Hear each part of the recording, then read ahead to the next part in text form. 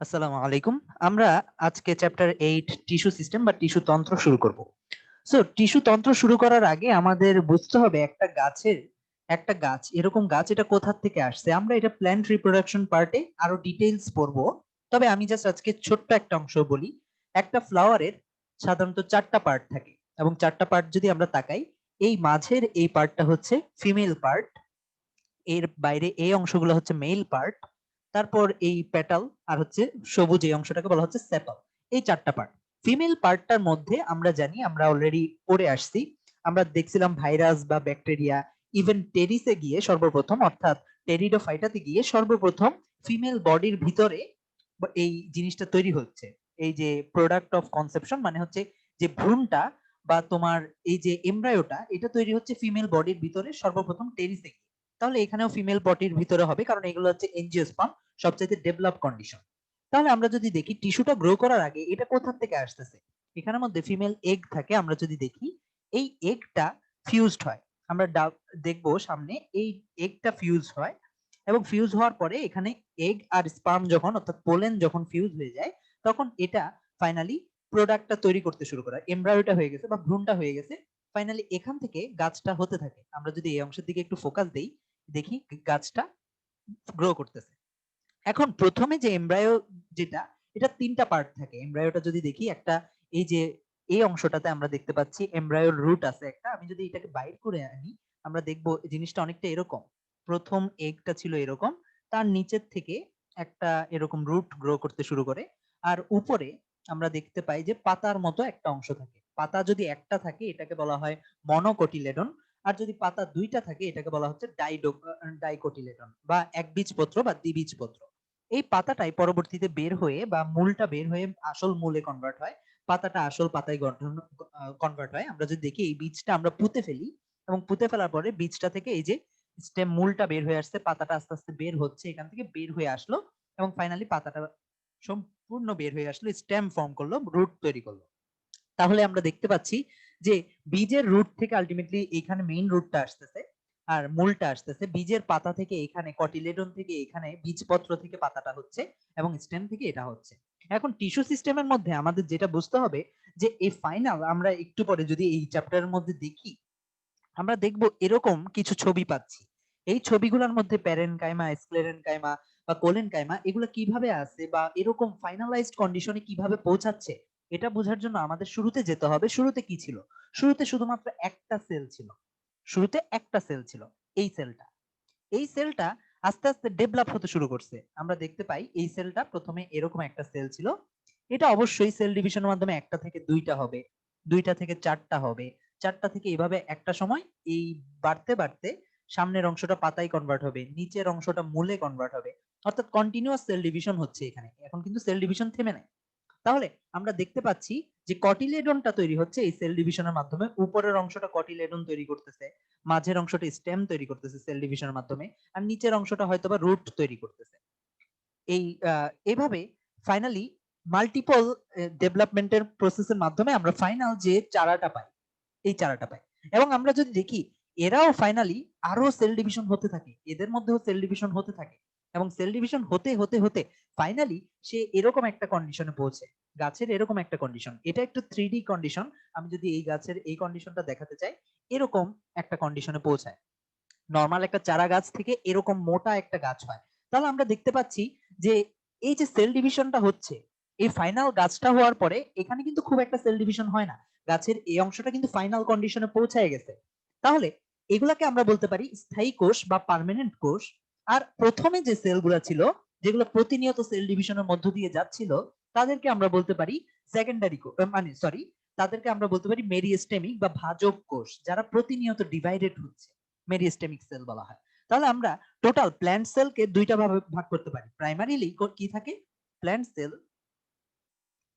আমরা plant sell কে দুই ভাগে ভাগ করতে পারি, বা প্ল্যান্ট সেল কে না, প্ল্যান্ট টিস্যুকে ভাগ করতে পারি, সেল না, কারণ এরা যখন 2-3টা সেল একসাথে হয়ে যাচ্ছে তখন এটা টিস্যু হয়ে যাচ্ছে। প্ল্যান্ট টিস্যুকে আমরা দুই ভাগে ভাগ করতে পারি। একটা ভাগ হচ্ছে মেরিস্টেমিক টিস্যু। মেরিস্টেমিক টিস্যু মানে হচ্ছে ভাজক টিস্যু, যারা খুব খুব মানে বেশি মানে ডিভাইডেড হচ্ছে, মেরিস্টেমিক টিস্যু। আরেকটাকে আমরা বলতে পারি পার্মানেন্ট টিস্যু, পার্মানেন্ট টিস্যু হচ্ছে একদম পার্মানেন্ট ফর্ম, যেখানে আর কোনো সেল ডিভিশন হবে না। আর মেরিস্টেমিক টিস্যু হচ্ছে যেখানে প্রচুর পরিমাণে সেল ডিভিশন হবে, প্রতিনিয়ত খুব তাড়াতাড়ি সেল ডিভিশন হচ্ছে। আমরা যদি দেখি মেরিস্টেমিক টিস্যুর আরো অনেক বা ভাজক টিস্যুর আরো অনেক ডিভিশন আছে, আমরা ডিভিশন গুলোর দিকে যাব। তার আগে আমাদের একটু বুঝতে হবে এখানের মধ্যে এই এই জিনিসটাকে আমি একটু দেখাই। ফর এক্সাম্পল, এটা একটা মেরিস্টেমিক টিস্যু। এটা কি হবে? মেরিস্টেমিক টিস্যু খুব তাড়াতাড়ি সেল ডিভিশন করবে। তাহলে এখান থেকে আরেকটা সেল ডিভাইডেড হয়ে আরেকটা সেল গঠন হবে, এখান থেকে পাশে আরেকটা সেল গঠন হবে, এভাবে কন্টিনিউয়াস সেলটা গ্রো করতে থাকবেই। তাহলে আমরা বলতে পারি যেহেতু একটার থেকে আরেকটা হচ্ছে, এরা সবাই মোটামুটি সেম রেডিয়াসের হবে, সেম রেডিয়াসের হবে, সেম শেপ হবে। তাহলে ফার্স্ট পয়েন্ট আমরা পেলাম কি, এরা সেম রেডিয়াসের হবে। আর যেহেতু এটা মেরিস্টেমিক সেল, একদম প্রাইমারিলি যেটা এই এখান থেকে এমব্রায়ো থেকে হচ্ছে, এটা প্রতিনিয়ত সেল ডিভিশনের মধ্য দিয়ে যাচ্ছে। তাই এখানে আমাদের বুঝতে হবে যে এখানে যে সেল ওয়ালের কনসেপ্টটা আমরা পড়ছিলাম, ওই সেল ওয়ালটা ওভাবে পাওয়া যাবে না। কারণ কি, আমরা জানি সেল ওয়াল তিন ধরনের জিনিস দিয়ে তৈরি। প্রথমে একটা পিট মেমব্রেন থাকে, এগুলো আমরা ফার্স্ট চ্যাপ্টারে পড়ছি। এরকম মেমব্রেন থাকে, মেমব্রেন মিড মেমব্রেন থাকে, তার উপরে প্রাইমারি সেল ওয়াল বা সেলুলোজ গ্রো করে। আমরা জানি প্রাইমারি মানে পাতলা সবকিছুই সেলুলোজ দিয়ে তৈরি হয়। তারপরে এখানের উপর হয়তোবা লিগনিন জমা হয়, এখানের উপর লিগনিন জমা হয়, সুবেরিন জমা হয়, এবং ফাইনালি এগুলো জমা হওয়ার ফলে আমরা দেখতে পাই কি একটা মোটা লেয়ার তৈরি হয়েছে। কিন্তু প্রাইমারি সেল ওয়াল যেটা, ওটা সাধারণত পাতলা হয়, এবং পাতলা যত কিছু আমাদের বইয়ে আছে সবকিছু হচ্ছে এরকম সেলুলোজের তৈরি, পাতলা। যেমন আমরা টেরিসের ক্ষেত্রে পড়ছিলাম স্টোমিয়াম, এনুলাস, স্টোমিয়াম, এনুলাস, এগুলা এই স্টোমিয়ামটা ছিল পাতলা, যেটা ছিঁড়ে যেত। এই স্টোমিয়ামটা সেলুলোজের তৈরি ছিল, তাই পাতলা সবকিছু আমাদের সেলুলোজের তৈরি।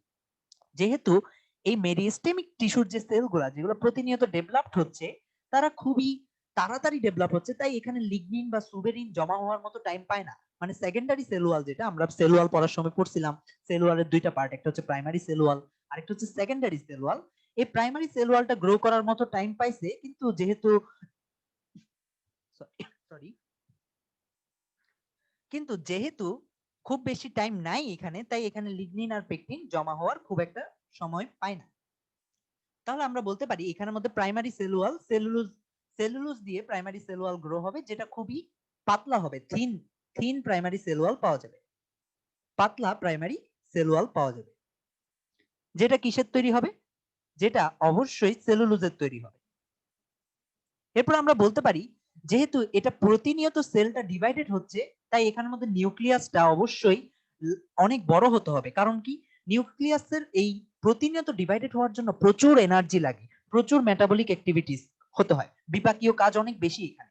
তাইলে যেহেতু মেটাবলিক অ্যাক্টিভিটিস অনেক বেশি বা বিপাকীয় কাজ অনেক বেশি, তাই আমরা বলতে পারি এখানে বিপাকীয় কাজ, আমাদের সেলের সবগুলা কাজ করে কোষ কেন্দ্রিকা বা নিউক্লিয়াস।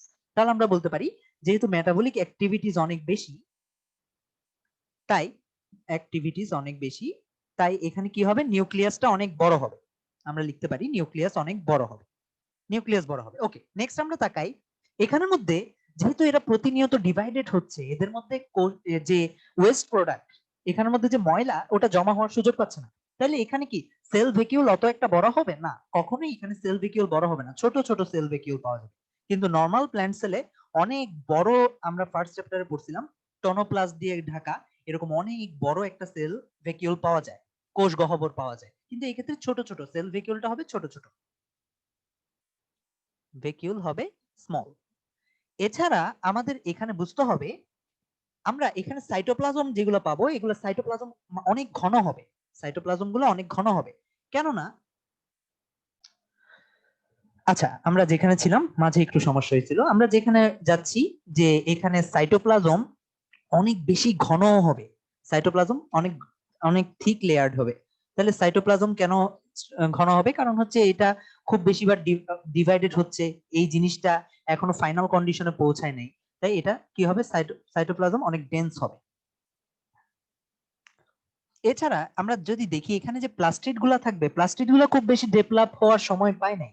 প্লাস্টিড গুলা, এই যে এখানে যে সেল গুলা যেগুলো খুব বেশি ডিভাইডেড হচ্ছে, মেরিস্টেমিক সেল গুলাতে প্লাস্টিড গুলা খুব বেশি ডিভাইডেড হওয়ার সময় পায় নাই। তাই প্লাস্টিড গুলা সাধারণত প্রো প্লাস্টিড মানে ছোট প্লাস্টিড থেকে যাবে। আমরা জানি প্রো মানে হচ্ছে গিয়ে আন্ডার ডেভেলপ কন্ডিশনকে বোঝায়, তাই এখানে যে প্লাস্টিড গুলা থাকবে এগুলো প্রো প্লাস্টিড আকারে থাকবে। তাহলে প্লাস্টিডের ফর্মটা কিরকম হবে? প্রো প্লাস্টিড, প্লাস্টিড হবে প্রো প্লাস্টিড। নর্মাল যে ম্যাচিওর প্লাস্টিডটা ওটা পাওয়া যাবে না। আচ্ছা, এই হচ্ছে আমাদের মোটামুটি আমরা যে মেরিস্টেমিক সেলগুলা ওগুলা বৈশিষ্ট্য পাইলাম। এখন মেরিস্টেমিক সেলগুলা এখান থেকে ডেভেলপড হচ্ছে, আমরা মেরিস্টেমিক সেলগুলার কতগুলো ডিভিশন পড়বো। ডিভিশন আমাদের বইয়ে কি বলা আছে আমরা দেখবো, দেন আমরা এখানে আসতেছি। সো ফার্স্ট অফ অল আমরা দেখি এখানের মধ্যে সবগুলা আসলে আমরা প্রথমে এভাবে যদি তাকাই, একটা এটা একটা সিড থেকে, এরকম একটা সিড থেকে প্রথমে এরকম একটা চারা গাছ হয়েছে। চারা গাছটা প্রথমে কি হবে, এই ছোট গাছটা একসময় লম্বা হতে শুরু করবে। প্রথম কাজ হচ্ছে এরা লম্বা হবে। প্রথমে কেউ মোটা হয় না। তুমি কখনো দেখবা না একটা মাঝারি গড়নের গাছ খুব বেশি মোটা। তুমি দেখবা মাঝারি গড়নের এখান থেকে যেগুলো ওগুলো খুবই চিকন হয়। এগুলা আস্তে আস্তে যখন একদম ফাইনাল ফর্মে যায় তখন এগুলো মোটা হয়। আচ্ছা, তাহলে আমরা বুঝতে পারলাম ফার্স্ট স্টেপটা হচ্ছে এই এমব্রায়ো থেকে, ফার্স্ট স্টেপটা হচ্ছে এটাকে লম্বা হতে হবে, তারপর হচ্ছে এটা মোটা হবে। আচ্ছা, তাহলে আমরা এটাকে এই সিরিয়ালে লিখতে পারি। প্রথমে ছিল একটা এমব্রায়ো, প্রথমে ছিল একটা এমব্রায়ো। এমব্রায়োটা সেল ডিভিশনের মাধ্যমে অসংখ্য সেল ফর্ম করতেছে। একটা সেল ছিল, এরকম অসংখ্য সেল ফর্ম করতেছে, চারপাশে সেল ফর্ম করতেছে এরকম।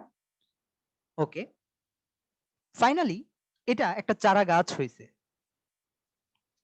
এবং চারা গাছ হওয়ার পরে আমরা বলতে পারি এটা আস্তে আস্তে উপরের দিকে লম্বা হতে শুরু করছে। উপরের দিকে লম্বা হচ্ছে, উপরের দিকে বড় হচ্ছে। দেন আমরা বলতে পারি নেক্সট স্টেপটা হবে এটা মোটা হতে শুরু করবে, আর একটু মাঝারি হওয়ার পরে এটা মোটা হতে শুরু করবে। প্রথমে হালকা মোটা হবে এরকম, এবং ফাইনালি যে গাছটা আমরা পাই, ফাইনাল গাছটা হবে অনেক বেশি মোটা। এটা ধরো একটা বট গাছের কাহিনী, এটা অনেক বেশি মোটা হবে, অনেক বেশি বড় হবে। তাহলে আমরা এখান থেকে বলতে পারি, আমরা যদি মেরিস্টেমিক টিস্যু বা ভাজক টিস্যুর দিকে তাকাই, প্রথম ভাজক টিস্যুটাকে বলে এই যে এমব্রায়ো থেকে অর্থাৎ ভ্রূণ অবস্থায় বা এমব্রায়োনিক কন্ডিশনে যে ভাজক টিস্যুগুলো ছিল, এরাও তো ভাজক টিস্যু, এরাও তো কন্টিনিউয়াসলি ডিভাইডেড হচ্ছে। তাহলে আমরা বলতে পারি এদেরকে বলা হচ্ছে প্রোমেরিস্টেম। এই অবস্থা থেকে যারা ডিভাইডেড হচ্ছে তাদেরকে বলা হয় প্রোমেরিস্টেম। প্রোমেরিস্টেম প্রোমেরিস্টেম থেকে আমরা বলতে পারি, প্রোমেরিস্টেম থেকে এরপরে কি হবে, এপিক্যাল সাইডে বড় হতে শুরু করবে। এপিক্যাল সাইডে বড় হতে শুরু করবে। তাহলে এটা কি আমরা প্রাইমারি বৃদ্ধি, প্রাইমারি যে গ্রোথটা, প্রাইমারি গ্রোথ বলতে পারি এটাকে। ওকে, প্রাইমারি গ্রোথ সবসময় এপিক্যাল সাইডে হয়। তাহলে এটাকে আমরা বলতে পারি প্রাইমারি গ্রোথটা যে মেরিস্টেম, এখানে যে মেরিস্টেমটা আছে যেটা লম্বা করতে সাহায্য করতেছে, তাকে আমরা বলতে পারি প্রাইমারি মেরিস্টেম। তাহলে প্রো মেরিস্টেম আর প্রাইমারি মেরিস্টেমের মধ্যে আশা করি পার্থক্য বোঝা গেছে। প্রাইমারি মেরিস্টেমকে আমরা আরেকটা নামে দিতে পারি, এপিক্যাল মেরিস্টেমও বলতে পারি, কেননা এটা এপিক্যাল সাইডে গ্রোথ করতেছে, অর্থাৎ এটাকে আমরা শীর্ষস্থ মেরিস্টেম বা ভাজক টিস্যু বলতে পারি, এপিক্যাল মেরিস্টেম। বা আমি যদি বাংলাটা বলি এটা হবে শীর্ষস্থ মেরিস্টেম, শীর্ষস্থ ভাজক টিস্যু। আচ্ছা, এরপর আমরা যদি যাই প্রাইমারি মেরিস্টেম থেকে যেটা হবে, এরপরে প্রাইমারি মেরিস্টেম এই টিস্যুগুলা, মেরিস্টেম এই আমরা যে যে সেলগুলা দেখতেছি মেরিস্টেমিক সেলগুলা, এগুলো কিন্তু টেম্পোরারি, অর্থাৎ প্রতিনিয়ত ডিভাইডেড হচ্ছে, এগুলো কেউ পার্মানেন্ট না। এখন প্রাইমারি মেরিস্টেম থেকে পার্মানেন্ট না হলে তো হবে না, তাই এরা আস্তে আস্তে পার্মানেন্ট হইলো, পার্মানেন্ট হয়ে গেল। তাহলে পরেরটাতে আমরা পার্মানেন্ট একটা সাইজ পাইলাম, এই সাইজ থেকে আর গ্রোথ হবে না। পার্মানেন্ট সাইজ হওয়ার পর এরা মোটা হবে। তাহলে একটা পার্মানেন্ট সাইজ পেয়ে গেলাম, এটাকে বলা হচ্ছে পার্মানেন্ট টিস্যু, অর্থাৎ আমার প্রাইমারি পার্মানেন্ট টিস্যু হয়ে গেল। এটা হচ্ছে প্রাইমারি পার্মানেন্ট টিস্যু। এবং প্রাইমারি পার্মানেন্ট টিস্যুটা আমরা বলতে পারি, এই প্রাইমারি পার্মানেন্ট টিস্যুটা আর কখনোই সেল ডিভাইডেড হওয়ার কথা না, কারণ এটা পার্মানেন্ট হয়ে গেছে। পার্মানেন্ট টিস্যু আর মেরিস্টেমিক টিস্যুর মধ্যে পার্থক্য এটাই, স্থায়ী টিস্যুগুলা, আমাদের যেসব স্থায়ী টিস্যু আছে এরা কখনো সেল ডিভিশনের মধ্য দিয়ে যায় না, অর্থাৎ এরা সেল ডিভিশন করার কথা না। তাহলে আমরা লিখে ফেলতে পারি এটা হচ্ছে স্থায়ী টিস্যু। কিন্তু কখনো কখনো দেখা যায় মানে এই প্রাইমারি মেরিস্টেমটা, সরি প্রাইমারি পার্মানেন্ট টিস্যু যেটা যেটা মেরিস্টেম থেকে কনভার্ট হয়ে গেছে, ওটা মাঝে মাঝে দেখা যায় এক ধরনের গ্রোথের মধ্য দিয়ে যায়, অর্থাৎ মোটা হচ্ছে। আমরা যদি দেখি মোটা হচ্ছে, মোটা হলে এটাকে আমরা বলতে পারি না এটা সাইডে বাড়তেছে, সাইডে ল্যাটারাল। তাহলে আমরা বলতে পারি এইটাকে বলা হচ্ছে ল্যাটারাল মেরিস্টেম, ল্যাটারাল মেরিস্টেম। গ্রোথটাকে আমরা বলতে পারি ল্যাটারাল গ্রোথ, বা আমরা বলতে পারি সাইডের গ্রোথটাকে আমরা বলতে পারি সেকেন্ডারি গ্রোথ।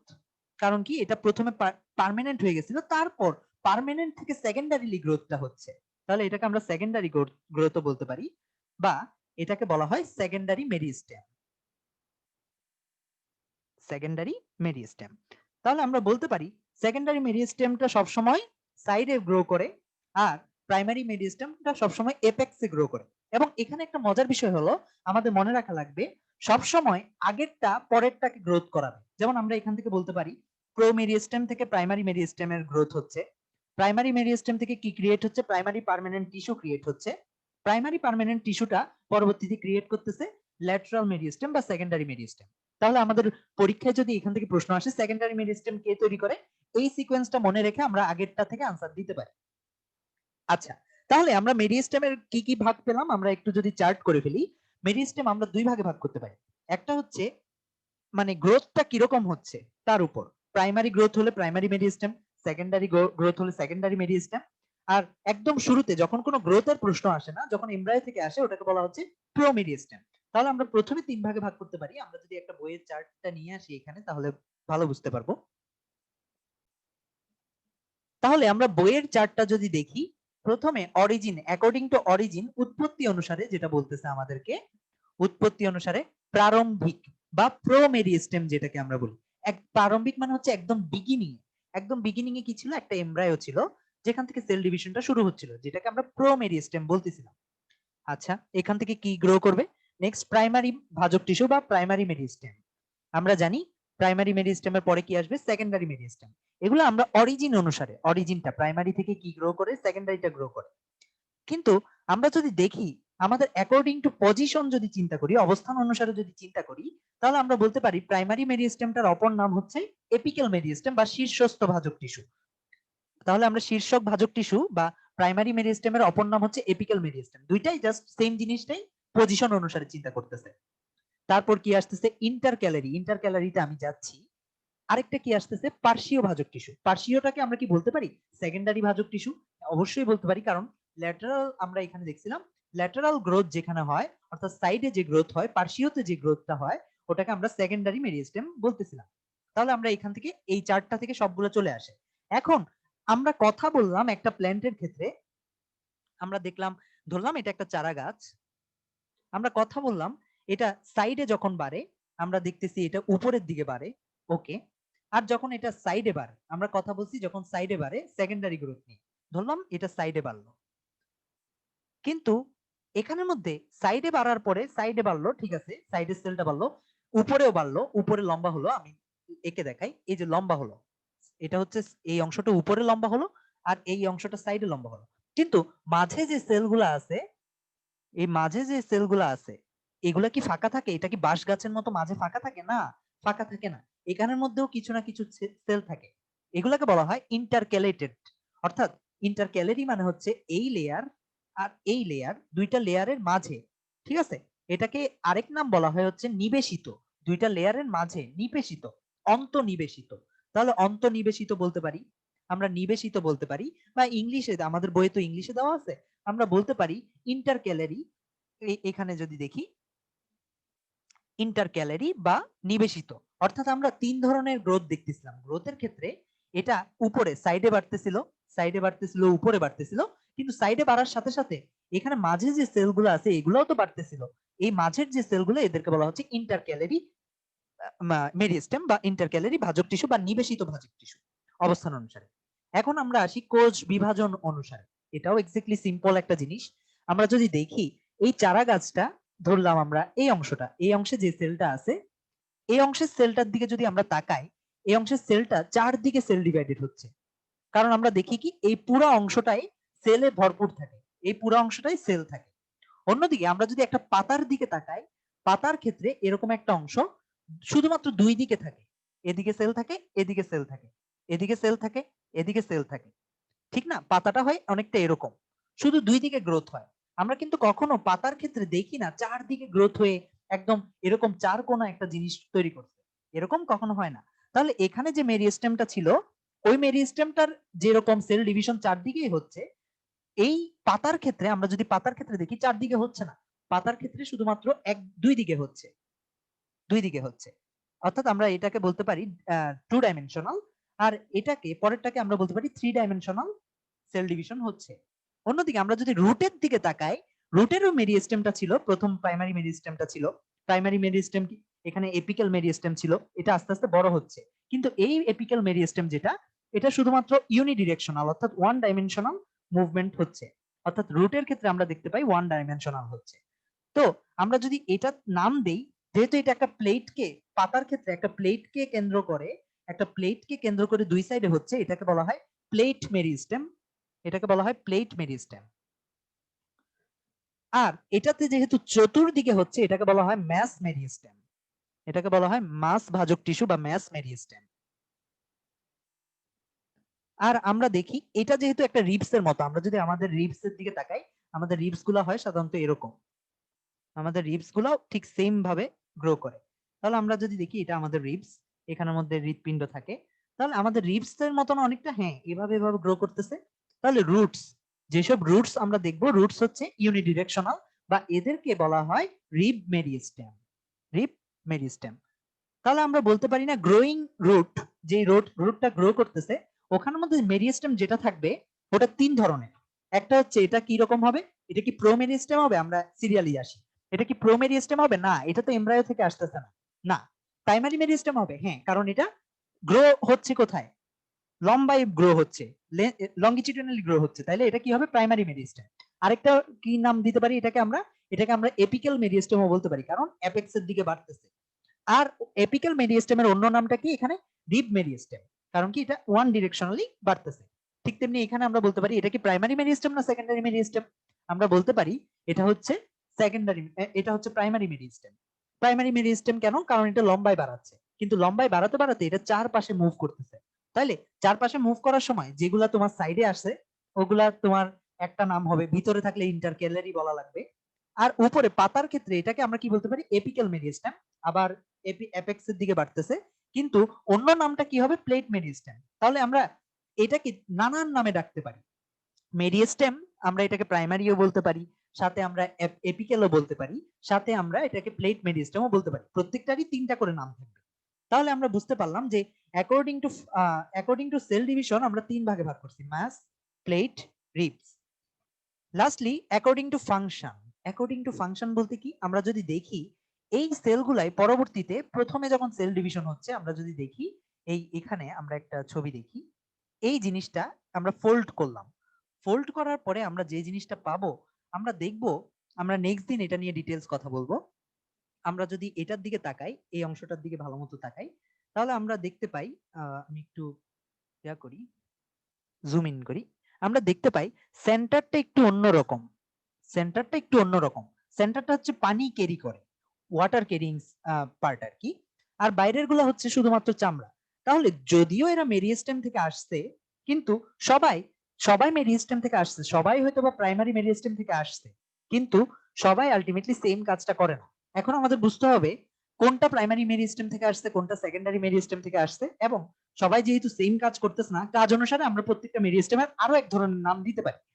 এখানের মধ্যে আমরা যদি দেখি, প্রথম যে চারাটা ছিল এটা ছিল চিকন, পরবর্তীতে এটা মোটা হয়েছে, অনেক মোটা হয়েছে। মোটা হওয়ার জন্য আমরা দেখি সেন্টারের যে ওয়াটার ভাস্কুলার সিস্টেম, এগুলো নিয়ে আমরা সামনে পড়বো, এই ওয়াটার ভাস্কুলার সিস্টেমটা হচ্ছে সেন্টারে নতুন এডিশন, এটা নতুন অ্যাড হয়েছে। তাহলে এই সেন্টারে যেটা নতুন অ্যাড হয়েছে, এটা কি আমরা বলতে পারি প্রথমে ছিল না, পরবর্তীতে যখন মোটা হয়েছে তখন এটা গ্রো হয়েছে, পরবর্তীতে মোটা হওয়ার সময় গ্রো হয়েছে। তাহলে মোটা হওয়াকে আমরা বলি সেকেন্ডারি গ্রোথ, আর সেকেন্ডারি গ্রোথের সময় এটা তৈরি হয়েছে। তাই আমাদের বোঝা লাগবে এই সেন্টারে যে ওয়াটার ভাস্কুলার সিস্টেমটা আছে, যেটাকে আমরা কেম্বিয়াম নামে ডাকি, কেম্বিয়াম নামে ডাকি, এই কেম্বিয়ামটা হচ্ছে সেকেন্ডারি গ্রোথ। যেখানে আমরা ভাস্কুলার বান্ডেলের নাম শুনবো ওখানেই আমরা সেকেন্ডারি গ্রোথ বলতে পারি, কারণ এরা সাইডে মোটা করছে, লেটারাল গ্রোথ করছে। তাহলে এই কেম্বিয়ামটা যে এখানে যে যে মেরিস্টেম গুলা ছিল ওদেরকে আমরা বলতে পারি ওরা কেম্বিয়ামটা গ্রো করতে সাহায্য করছে, তাই এদেরকে আমরা প্রো কেম্বিয়াম বলতে পারি। আর যারা এখানে চামড়াটা গঠন করতে সাহায্য করছে তাদেরকে আমরা বলতে পারি প্রো প্রো প্রোটোডার্মাল, মোস্ট প্রবাবলি আমি একটু নামটা দেখে বলতেছি।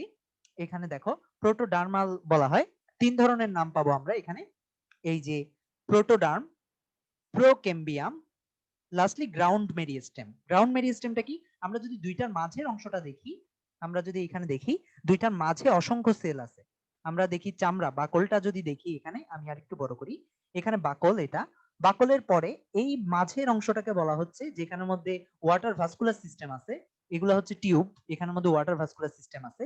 এই ওয়াটার ভাস্কুলার সিস্টেম যেখানে আছে ওগুলাকে বলা হচ্ছে সেকেন্ডারি মেরিস্টেম, বা যেটার আরেক নাম আমরা সেকেন্ডারি মেরিস্টেম বলার পাশাপাশি এটাকে আমরা বলতেছি প্রোকেম্বিয়ামও বলতেছি, কারণ এটা কেম্বিয়াম গ্রোথ করতেছে। আর এখানে বাকি যে অংশগুলো আছে এখানের মধ্যে আমরা দেখতে পাচ্ছি এখানে যে বাইরের চামড়াটা আছে এটাকে বলা হচ্ছে প্রোটোরাম, আর বাকি অংশ, বাকি এই পুরো অংশটাকে বলা হচ্ছে গ্রাউন্ড মেরিস্টেম, যেখান থেকে কর্টেক্স গুলো আসতেছে। আমি যদি 3D ওয়েতে দেখাই এটা, এই যে এখানের মধ্যে কর্টেক্স গুলা, এই এখানে ভাস্কুলার বান্ডেল গুলা এই সেন্টারের গুলা আসছে সেকেন্ডারি মেরিস্টেম থেকে, আর বাকিগুলো প্রাইমারি মেরিস্টেম থেকে, যেখানের মধ্যে এটা গ্রাউন্ড মেরিস্টেম থেকে, আর চামড়াটা হচ্ছে প্রোটোডার্ম থেকে। আচ্ছা, তাহলে আমরা বুঝতে পারলাম আশা করি। এরপরে আমরা যাই এখানের মধ্যে নেক্সট পার্টটাই। এখানে যদি আমরা দেখি আবার সেম জিনিসটা, চামড়া যেটা তৈরি করছে ওটা হচ্ছে প্রোটোডার্ম। এখানে যে গ্রাউন্ড মেরিস্টেম গুলো আছে, সরি এগুলো হচ্ছে কেম্বিয়াম, এগুলো হচ্ছে মূলত নল। ভাস্কুলার বান্ডেল কেন বলতেছি, এগুলো এই নলের মতো জুস খাওয়ার মতো করে পানিটাকে উপরে তুলে, ঠিক আছে, জাইলেম ফ্লুয়েম, এগুলো সেকেন্ডারি কেম্বিয়াম থেকে আসে। তাহলে আমরা বুঝতে পারলাম যে মেরিস্টেম নানান পজিশন অনুসারে, কাজ অনুসারে বিভিন্ন নামে এটাকে ডাকা হয়। তাহলে আমরা মেরিস্টেমটা বুঝলাম, এরপর আমরা পার্মানেন্ট টিস্যুর কাছে যাব, পার্মানেন্ট টিস্যুটা কি বোঝার চেষ্টা করব।